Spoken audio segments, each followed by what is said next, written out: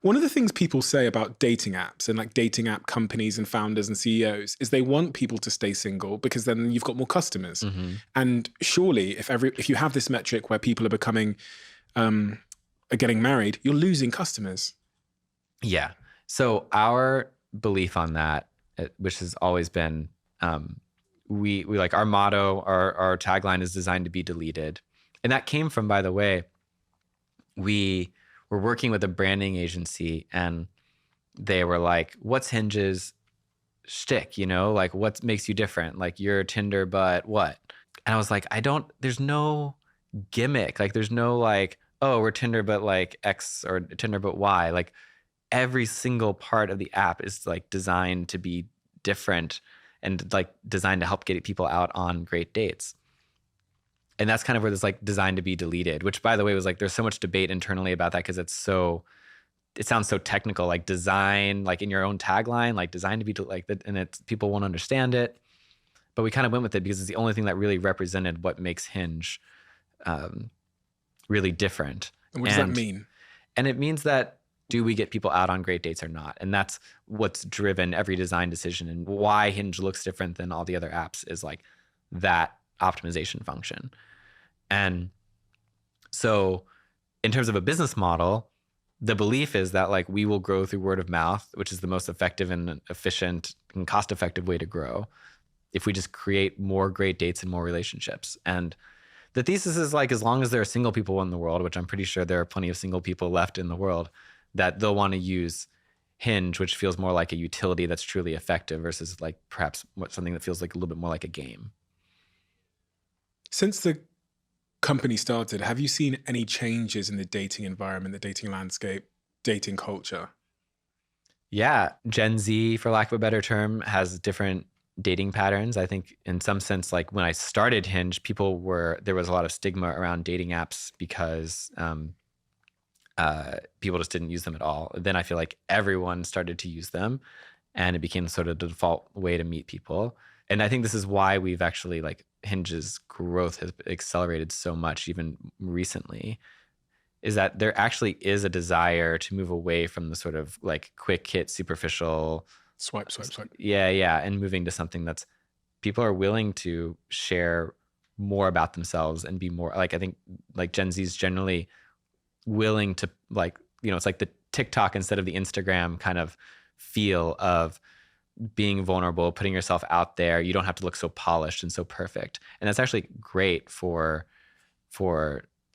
dating because that's exactly the kind of ethos that we actually need for people to be successful. And Hinge, as I was reading, has got these sort of 5 first principles. What is the current company mission statement? Well, so we want to foster intimate connection to create a less lonely world. And a lot of we'll call them like social networks, so they started as social networks, were also, I think, had a similar mission. Like you wanted to get you connected to the people who matter most to you. And they've all kind of like they all became social media companies instead, because it turns out that like brands and influencers and outrageous people are just more interesting than your friends. And it's easier to get you to spend more time in app and more time looking at ads if we like show you much more sensational content than like, real, like creating real moments of connection with the people who matter most to you. And that's what I wanted to drive home like really clearly in our mission, is that like Hinge at its core, even if we were expanded in new business lines or do something in the future, like we are a company about intimate connection, about one-to-one deep connections between people. And we don't ever want to deviate from that as our core, because it's really what the world needs right now. So when did it go from Facebook to an app? So we started working on it. It was originally this, Facebook Canvas app. And that was 2011, 2012. And, but it was really having trouble getting people to adopt this thing. I was not a good product designer, not a good brander. It was originally called Secret Agent Cupid. It would introduce you to friends of friends, but it was really a complex user interface. You would like answer questions about your friends. There were like little rankings. Like it was try to be really social and like show you which of your friends are most in demand. It had like all these different components to it. It's like way overcomplicated. People would come in and they like wouldn't understand like, why am I answering questions about my friends? Like, what's this? I'm here to date. Around the end of 2012, I'd raised a little bit of money from just like angels and friends and family, like $100,000 or so. We're running out of money, not making a lot of progress. I made the call around Thanksgiving. I got together with my team and I was like, we just need to start over from scratch. Let's throw this whole thing out. Mobile is the future. That's more things are starting to come out on the App Store around this time. So let's redesign it for mobile and let's make it just like dead simple. You connect your Facebook account. We'll show you a photo, their age, like 1 or 2 lines about them. And then you just say yes or no. Are you interested in this person? We had literally like 2.5 months left of cash to like tear everything down, rebuild it from scratch, and then take our remaining money and throw a giant launch party in Washington, D.C. With your remaining money? Yeah, that's it. Literally took our last $25,000 and threw a giant open bar party in D.C. And you had to download the app to get in. We had submitted our app to the App Store with what we thought was like plenty of time, about 2 weeks. And App Store review times were typically like just a couple days at that point. And then a few days go by, we don't hear anything back. A week goes by, we still haven't heard anything back. I start trying to reach out to like the head of the App Store, but no one they don't care. I'm like some random kid like with an app idea. No one will return my calls. It is now the night before the launch party and we don't actually have an app to launch. So I like literally have like my last $25,000 spent on this launch party with no app. I remember being literally like sitting, we had a little co-working space. And that night I was just like sitting on the floor, like covered up my head in my jacket and just crying on the floor, thinking like, wow, these last 2 years have been for like nothing. I've worked so hard and I'm going to launch an app tomorrow. There's no app store. Like there's 2,000 people are coming and there's no app. And then I went home that night and woke up the next morning and somehow miraculously the app had been approved in the App Store. And so we had that party that night. 2,500 people came. They all saw each other using the app. The next day, we made more matches than we'd made in the entire history of the app up until that point. And they had to download it to get in. They had to download it to get in. And that helped overcome, I think you had to like jumpstart the stigma because we had a lot of like the cool people in the social scene in Washington, D.C. coming and all downloading it in front of each other and talking about it. And so the fact that it was like really, really dead simple and the fact that everyone saw each other using it, I think like started to like jumpstart and get over that stigma problem. And then we had like 400 people log in the next day and we're like, okay, wow, 400 people on their own came in. I mean, up until that point, it was such a, like literally a trickle of users coming into our like little app. Like I remember I would like sit there and like look at the logs and people like a user would come in and be like, oh, okay, like there's a user using the app. And then we're like, okay, he just clicked this button and like, then he like passed and then he would leave. And I'd be like, oh, okay, wait for the next user to come in, like sitting, just like watching the logs. So hundreds of people coming the next day, a few hundred more the next day. And then it just started to like build and build and build after that. Was it like a snowball effect? Yeah, it really was. Really? And once we'd hit it with the product, it started to spread through word of mouth. Then people in DC started to tell their friends in New York, and then we started to build up a wait list there. And then people in New York told their friends in San Francisco, and they would like build the wait list up there. And then we would start opening cities one at a time once we felt like we had enough liquidity. And how would you open those cities? Was it the same? We'd throw another launch party. Like literally my life was just like throwing launch parties in cities. Like we would, from Boston and San Francisco and New York and LA, we were just like. I remember 2012 well, and that was kind of the golden age of apps in a way. I remember because we worked quite a lot on apps back then, and there wasn't many apps. The App Store was felt like it was growing very quickly. People were discovering lots of new apps all the time. I feel like people are discovering less apps at the moment. I don't know if that's true or not, but it just felt like that was kind of the app boom moment. So things like a launch party, I can see how those things would work then, but I question whether people listening to this right now that have got an app and they've got $25,000 a launch party and like that's what's going to solve their problems. Probably not. Yeah. So interesting. And then Tinder around that time starts to emerge a bit further on, right? Yeah, right about that time. Oh, So okay. right around the time we threw that launch party, I think Tinder had launched just a couple months prior Wow. out in LA. So almost the exact same time. We had a very similar model. They took off hugely, and we started to grow as well. In fact, their growth helped our growth because like the category was emerging, and now people were like seeing Tinder, and Tinder was an app that was all about location, and ours was all about friends of friends, and that was really the main difference. But as a result, people viewed Hinge as like the sort of like more serious intent dating app because it was friends of friends, people you meet at a house party or dinner or a wedding, whereas like the other one was a bit more of like a casual reputation and like meeting at a club. And as a result, all of a sudden, the VCs who were telling me there's no way, this market's totally saturated. Now I was no longer begging for money. I was like turning away. There people were trying to send like trying to raise around at that point.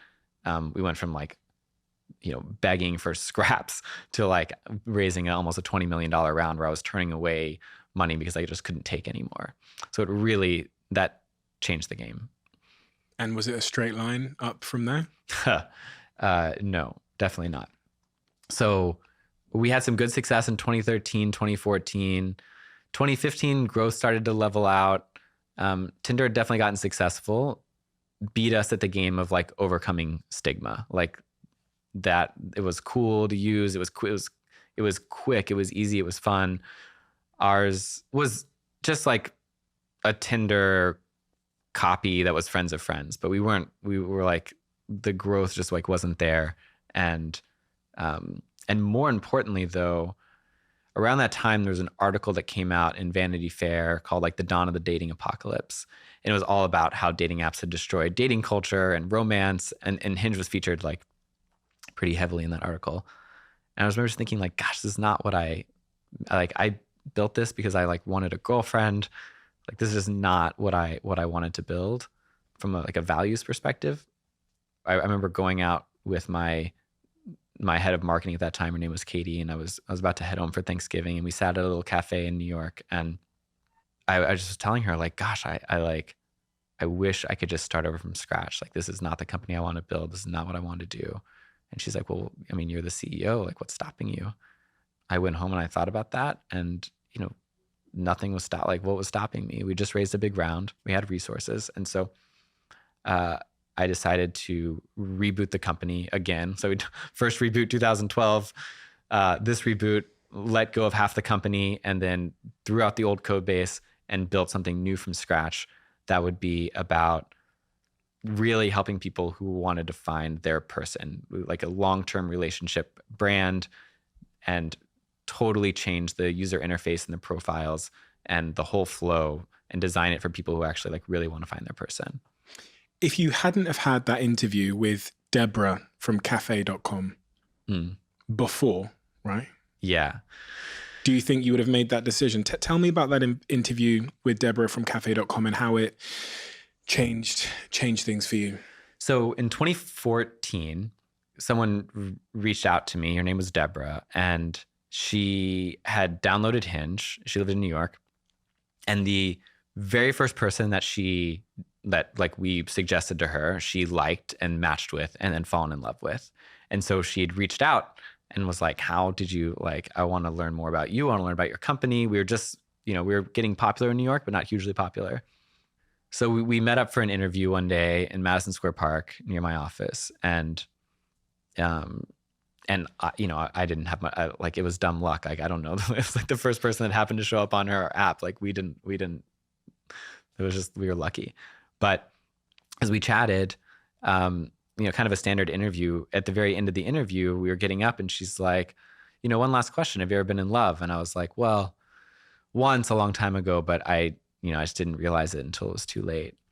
And Deborah turns off the tape recorder and she's like, listen, I have to tell you a story. And she tells me the story of how actually she sort of had this misconnection moment. She wasn't with someone that she had met much younger, and they had found each other all these years later and realized they should have been together. And she was like, you don't have to make the same mistake I did. Like, you can still be with the one. You just have to do something dramatic. You have to just go over there and like pour your heart out and like put yourself on the line. And I was like, listen, lady, like, it's been almost 8 years since I've even seen her. It's kind of over. There's no way. That said, I was about to head over to the launch party for Hinge in London, and I thought, okay, like I'll just shoot her one last note. And so I reached out to her and I said, hey, I'm going to be in London. Would love 15 minutes just to say hi and goodbye. It's just weird to think that we're never going to see each other again. And she wrote back and she was like, for the first time, so in now another 4 years. And she was like, listen, I don't live in London anymore. I live in Switzerland, but I'll be around this weekend and happy to hop on the phone. So I like got that message. I went to the airport. I got a ticket to Switzerland. I got on a plane to Zurich, and she reached out the next day. She's like, hey, I'm around if you want to chat. And I'm like, great, because I'm going through customs in Zurich right now. And she agreed to meet me at a little cafe, and we sat down with each other. And I think at that time part of me thought like, I really want the girl back. Like, this is it. And part of me thought like, it's been 8 years. Like, I've changed so much as a person. Like, I'm sober now. I'm like running this company. Like, she's with someone else now. And by the way, was literally like a month away from getting married at that point. She had a fiance. She had a fiance. Yeah. And to be married in a month, like, so like Wow. on the verge of getting married. So I thought we'd see each other and kind of just like laugh it off, and glad we saw each other. And I honestly didn't know what was going to happen. It's like, it felt, but there was this hope in me that like, wow, maybe she really is the one. Maybe we'll like realize it. And we sat down at this little cafe, and it was just like, I think we both felt like an incredible amount of that connection that we'd always had. And we sat and we talked for like 7 or 8 straight hours in this cafe, never even got up to get a coffee. And at the end of that conversation, she's like, I think I'm calling off the wedding. And so about a week later, she moved out of Zurich and moved from back to New York, into my like 300 square foot apartment in the West Village. And this is a long way of getting back to your question, which is like, how does this relate to Hinge and would I have done the reboot? Because here I am, and I've like gotten the person, like this is the person that I've always wanted, like I finally got her back, and it was totally amazing for like a month or 2 or 3 months, maybe max. And then the honeymoon period ended, and we're 2 people living in this little tiny apartment together in New York who haven't seen each other in 8 years. And we've got to like start figuring each other out. And it wasn't perfect. And the part of me, like I would have, if I were just dating this person, I would have run, right? I would have like cut it off and been like, okay, like not the right person. Like it's not perfect like I imagined it was going to be. But she'd called off this life. She like, she'd left her person. She'd left her whole existence over there. So I couldn't just like break up with her. And that's when I think the real work of the relationship started, and like real intimacy and vulnerability and like love started to form. And I realized like I would have just passed over this person. And I think it just totally changed my mentality of how a dating app should be designed. Because I think up until that point, I thought, it's a numbers game. You just got to like get through enough people. And once you find your person, then it's kind of happily ever after that. And realizing that like how many people, we all must just skate right past because we're not vulnerable, because they're not vulnerable, and we fail to like make that connection. And so I wanted to like rebuild an app. If it were really for relationships, it would be a very different kind of app. You would have to like have people slow down. You would have to have people be more vulnerable. You'd have to people share about themselves and put themselves on the line a bit more in order to form that initial connection. And so that was the foundation and sort of like the design principles for what we wanted to build with a new Hinge. If you love the Diary of a CEO brand and you watch this channel, please do me a huge favor. become part of the 15% of the viewers on this channel that have hit the subscribe button. It helps us tremendously, and the bigger the channel gets, the bigger the guests.